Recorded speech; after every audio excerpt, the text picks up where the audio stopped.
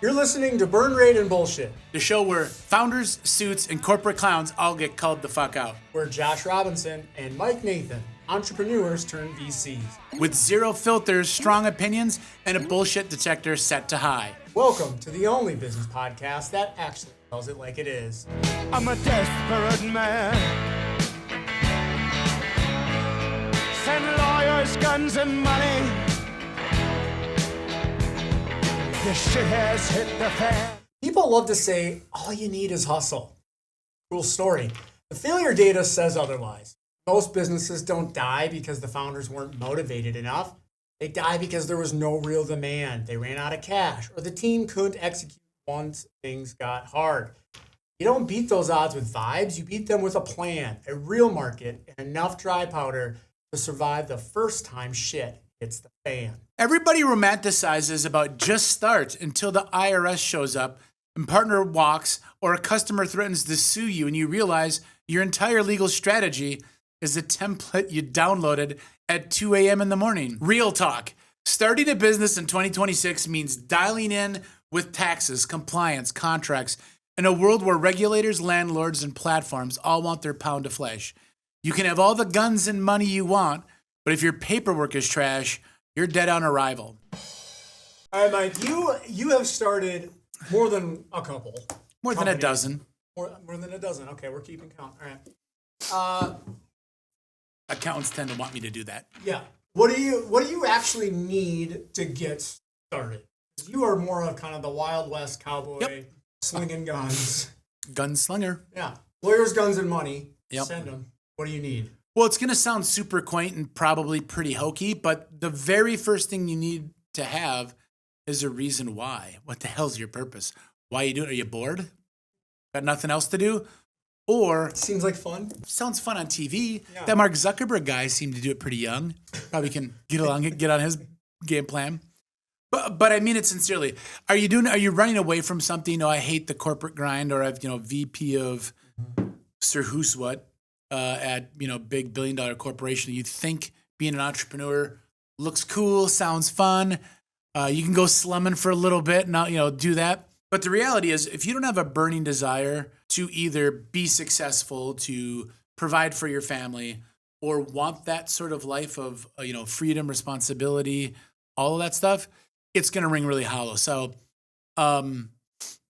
the first thing an entrepreneur is going to need is their reason why, their purpose. I know you could probably quote Simon Sinek and tell us how You rage baiting me.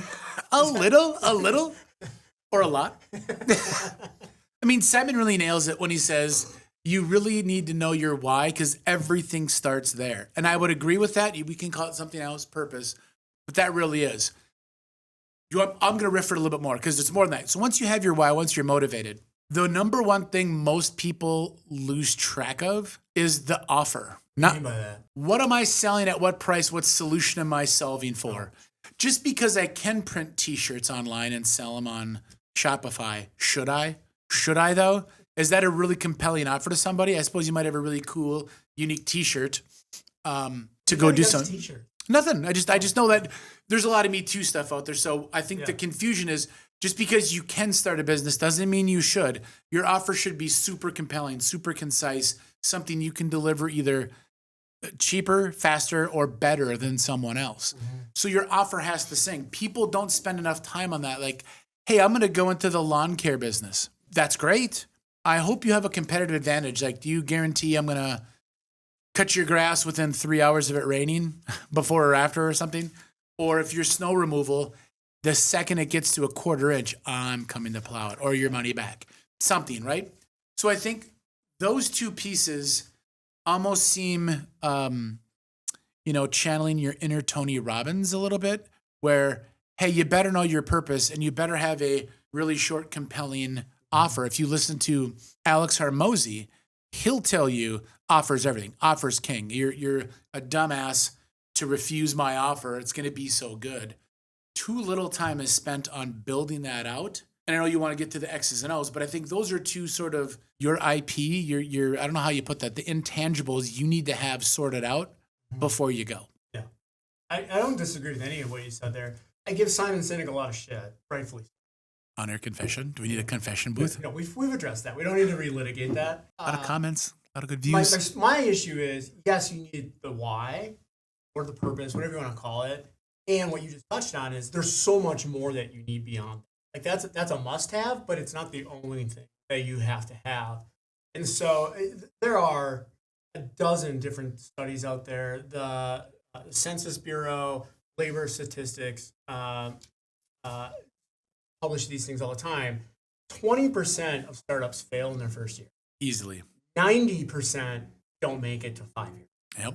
So you have a 1 in 10 chance of starting something and making it past 5 years.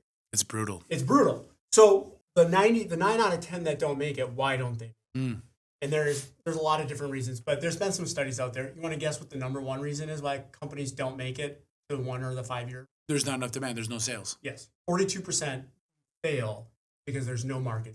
And I suspect whatever the reasons are. Which I think is your offering comment. Yeah. Right? Yeah.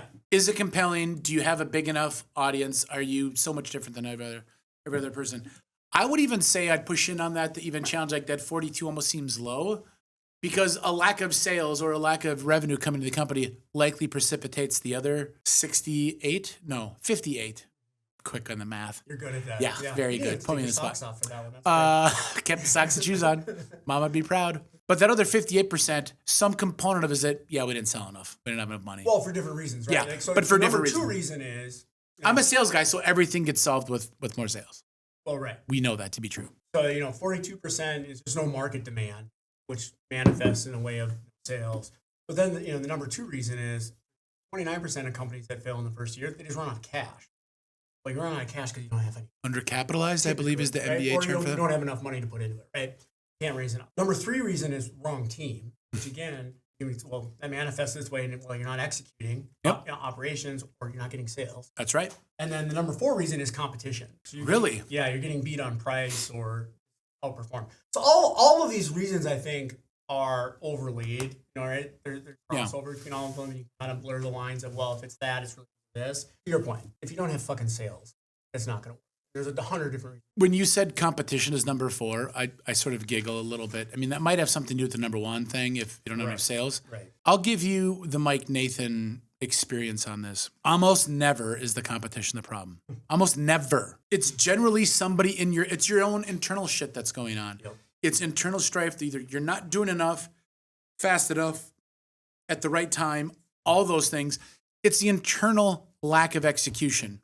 It's a big world and it's a big market. There's lots of room for everybody. You didn't go out of business because your competition was so stiff you couldn't win a deal.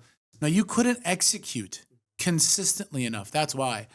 When we sit and listen to pitches, for curiosity's sake, I always ask about competition.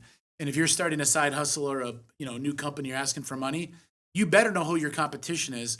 Not so much to be fearful of what they're going to do to you or they're going to ace you out of an account or a client or something. Understand their offer. Understand how to execute it better than they are or something similar or different, whatever it might be. But it's not competition that's going to take you out. So number 4 seems to me, for competition on that list, seems where it should be. But if you talk to new founders, new people doing stuff, they talk all the time about competition. Yeah, well, we're better than our competition because we do it 15% cheaper. Cool. Is anybody buying it? Are you selling it consistently?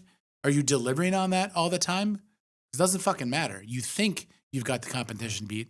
Competition might have been there for a long time. You want to know why? Because they can execute. I'm going to guess at which has success rate at 1 year, 5 years. I do want to guess.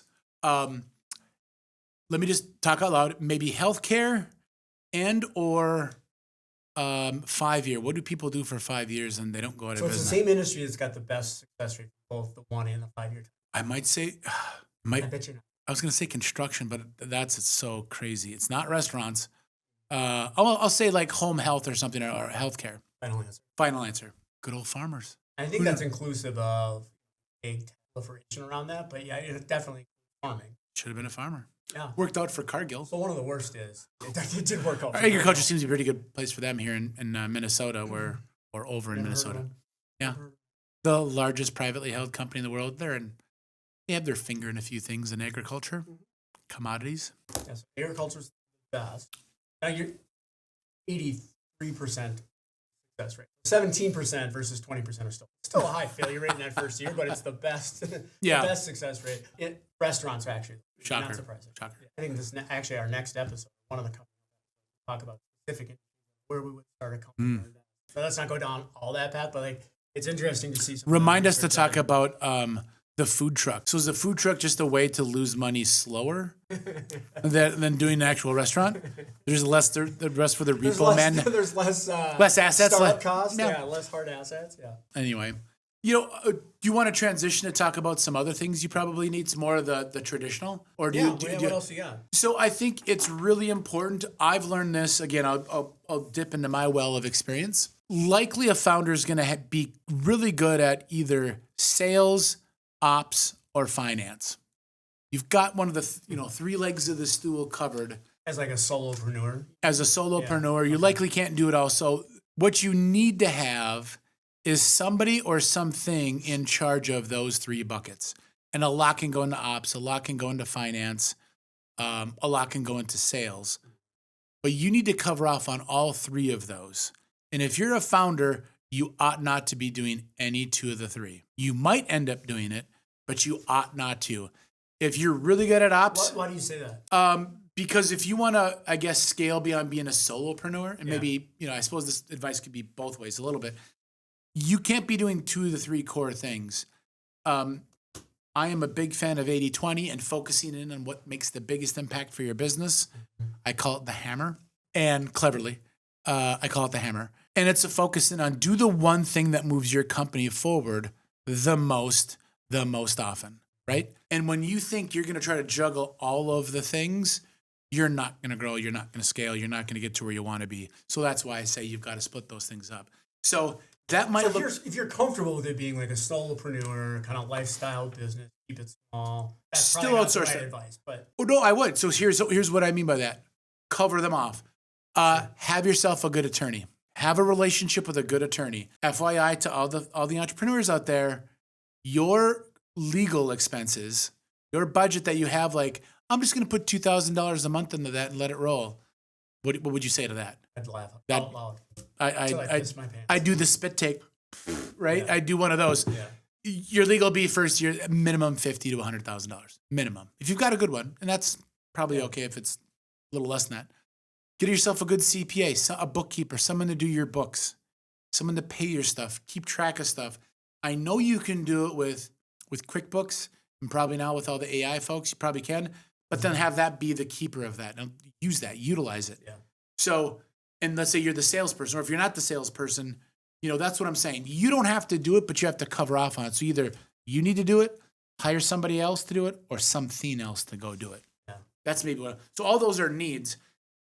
Unless you're really, really small, and frankly, we're not likely talking to those folks on this podcast, or maybe we are, other than the Russian bots and the middle school boys. So I want to talk about legal fees, just legal in general, as a resource. So I saw a statistic that, across the U.S., about 20% of all business revenue is generated by small business. Okay? 20%. 50%, 50, of all tort costs are associated with. So to your point of, I'm going to have $2,000 a month and it's going to cover all my legal needs, bull fucking shit. Because half of all tort costs, all litigation, half is cost attributed to. Isn't that insane? That is a big number. I would not have guessed that in advance. Yeah. That's a really big number. And that's just after you've started, and you piss someone off, right? And you're getting sued or threat of suit, right? And so, to your point of spend that money, that's a good place to spend money on the front. It is. Make sure all your shit is in order, because even if you don't think you're going to get big enough, even if you don't think you're in a spot that you have some type of issue, you will. Yeah, it's a matter of happens time. All the time. If you make it to that 5-year mark, you're going to have some litigation costs. Well, likely. And you're talking about lawsuits and things like that. There are other things you just want to talk to, like, hey, can I fire Susie on Tuesday even though she's pregnant? I know, am I going to get sued for that? I need to ask somebody about that. Yeah. And you're going to want to ask them. Unless you know, it'd be something Are you firing Susie She's pregnant. Right, you're right. See, maybe. Can I do that? No, you can't do that. It's fucking dumb. Sue them. My God. Yeah. That'll But be a comment we get trouble. Yeah, 100%. And I don't mean it. Everybody calm down. But there's going to be like those, hey, what about this contract? I'm reviewing this vendor thing. What does this mean? Walk me through it. Again, you can have AI do that. You can have an attorney do it. But the other piece is when you start to get to a position, this isn't for the solopreneurs as much. When you start to raise money and you need contracts, the legally binding agreements that you're going to have, how you're going to invest it, what does it mean to be a part of this company? That needs to be right and explained to you so you can explain it to other investors because they're going to have so many questions about the investment, likely. Mm-hmm. You don't want to wing that or be saying something, oh yeah, we're an LLC, when in fact we're an S Corp. Whoops, is that a important fact pattern to have right? Everybody gets a vote. Actually, just the board gets the vote on that, right? Really important things. So I can't tell you how many times that question comes up. Is this an entire shareholder question or is this the board question? Do we have to take this to the membership? Well, we got to look at the membership agreement or the operating agreement. You can look at those things, but sometimes a question is not clear or clean cut. You need a legal interpretation, and you don't want to have that be ChatGPT or Perplexity or Gemini. You want that to be someone you can go back to and say, well, so-and-so told me that this is the way that I should operate. Yeah. It is so practical for those people out there running. What would the world look like without tag-along, drag-along rights? As one example, I might own 1% of the company, but if I say no, we don't get to move forward. That's a terrible arrangement, right? Or, hey, these guys get to sell it, but I can't go with them as a 1%er. So there's real significant concepts. I mean, not to scare anybody, to worry about it, but you're going to want to consult an attorney as the formation, especially when you start to take money on and you're no longer 100% owner guy or gal. You're going to want. But even if you don't, even if you think you're only going to be a solopreneur, it's making enough to scrape by. Yeah, but at least in that case, you only fuck yourself. And when you take from a cap table perspective, right? But you have no other. But if I have other investors that invested $1 million, not only going to fuck, they're going to sue me for being an idiot and doing all kinds of stuff. Negligence, malfeasance. Yeah, at least in the one case, I think we're saying the same thing. You should definitely take a look at that. What do you think about in terms of necessities, Josh? When you think about tech, AI, technology, software, AI or just software. Well. Is that necessary? 100% is. And you can start a business today so much easier. Not that it is easy, but so much easier today than you could 5 years ago. Shit, probably even a year ago, years ago. There's a lot of those things that, not to talk out of both sides of our mouth, yes, have an attorney. And there are certain things that you can have AI help you with before you need an attorney. You should. Same thing with marketing. Same thing with accounting. Think of all the different service lines you have at your corporate kind of arena. There's so much you can do by yourself by leveraging. You should focus on technology that will scale with you a certain point. Now, you're not going to buy your accounting system on day one and have it be the one that scales with you, be a $10 billion company. But find one that will scale with you for at least a year or a couple of years on your growth journey. Same thing with your sales or your CRM. Find something that will scale with you for a while so you're not fucking ripping that thing out 6 months down the road and being distracted by it. So let's say I'm in the agriculture space since it has some of the best numbers. Great industry to start a company. And I want to so if this is a need, we're saying this is a need. What's the thing I need to have then? An understanding? Do I need to have a CIO, a CTO? Do I need to just be curious and do a lot of research on what I should be having? What's the need there? If we're saying we need technology, what does that mean? Well, for so long, you had to have a hardware about technology. I would argue as a startup today, that's not really something you Agree. Because everything is web-based service. If it's not, don't consider that solution. But so from a compute power perspective, you don't really need to have that debate anymore. It really is a question of, in my mind, feature functionality. Yeah. So you don't have to be a technical person. You can do the demo, see what it looks like, what it feels like. Does it seem like it's easy for you to use? Is it going to be easy to have someone join your company and quickly figure out this system? Whatever it is, whatever it's an operating system for your business, if it's CRM, if it's an accounting solution, whatever it is, if it's easy to use, if it does what you think it needs to do in terms of feature functionality, then it's the right solution. Don't worry about the back end. Everything integrates with everything now. Everyone's got open APIs. Technology works in terms of compute power. Don't worry about any of that shit. It's a feature functionality question to me. Yeah, I agree. 10 years ago, even, definitely 20. 10 years ago, probably don't need to have that big of a focus on tech and the tech stack, as the kids say. Yeah. Now you need to. You need to be armed at least with some sort of knowledge of what you need, won't need. And it's either self-learning or talk to your people. I want to talk about one other piece of this, which is going to be sort of to be clear, when you go in to start your own business, have a plan, right? Don't be thoughtless about it. Be thoughtful about it. Make sure you do some of the things we're talking about and getting that stuff done, especially once you have your why. But I want to make sure we do the disclaimer of don't take all this advice quite literally, because I think you should not overanalyze starting something. You don't need to talk to 17 industry experts before you start. You don't need to go on a ayahuasca journey in Sedona to figure out your why. Shrooms and Joshua Tree. Yeah, you don't need to get McKinsey to draft you up an offer statement that's going to be so unique and compelling. You've heard me say it. I give this advice all the time. Start messy. Go. Just start. Because most people don't fail because of some of the things we're talking about. I know we talked about sales, a bunch of that.